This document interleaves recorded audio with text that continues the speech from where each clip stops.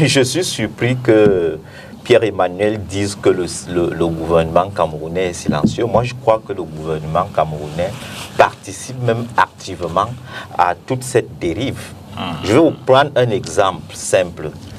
Les gens qu'on désigne aujourd'hui comme étant des influenceurs, c'est à travers les réseaux sociaux qu'on déniche leur audimat et on leur donne une certaine crédibilité. Un média à capital public a donné son espace à une influenceuse dont on a vu les vidéos obscènes dans les réseaux sociaux.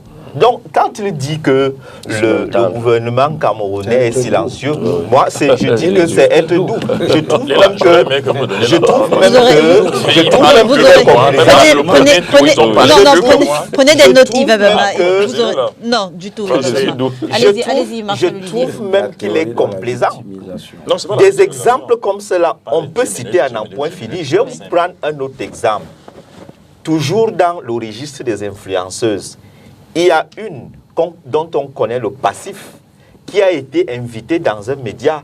J'avais pris position en disant que quand on invite des individus avec ce type de profil, dont on a vu les vidéos, les photos dans les réseaux sociaux, on sait tout ce qu'ils traînent comme passé lourd en termes de bordellerie, excusez-moi du terme. Il peut être fort. Est-ce qu'on ne peut pas se repentir? Est-ce qu'on ne peut pas se repentir? Non, attendez. Vous savez, vous pouvez vous repentir. Quelqu'un honorable ne peut pas revenir après dans la société. Vous pouvez vous repentir, mais sachez que le métier à travers lequel on vous a découvert va vous suivre partout. Quand vous invitez ce type de personnage à un média, vous lui donnez la parole. Il ne vous présente pas des états de service dans un domaine spécifique. Tout ce que l'opinion retient, c'est qu'en réalité, ce qui lui donne l'argent, c'est cette bordellerie-là. Excusez-moi du terme, c'est la vérité.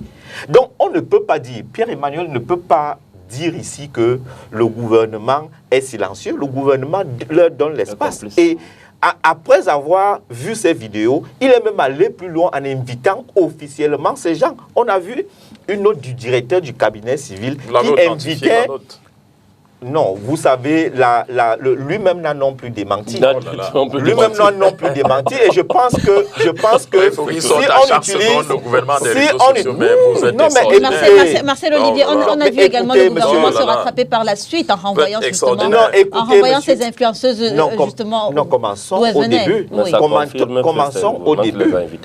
Donc, je disais que quand un membre du gouvernement prend sur lui d'inviter une personne qui a un passé aussi douteux, un passé aussi scabreux, vous croyez que l'exemple qu'il donne, c'est que les jeunes qui sont dans les réseaux sociaux doivent faire exactement comme ce personnage pour qu'on les invite? Mais vous comprenez ça? Quand un gouvernement se répand et justement renvoie ces personnes... Non, se répand au prix de quoi?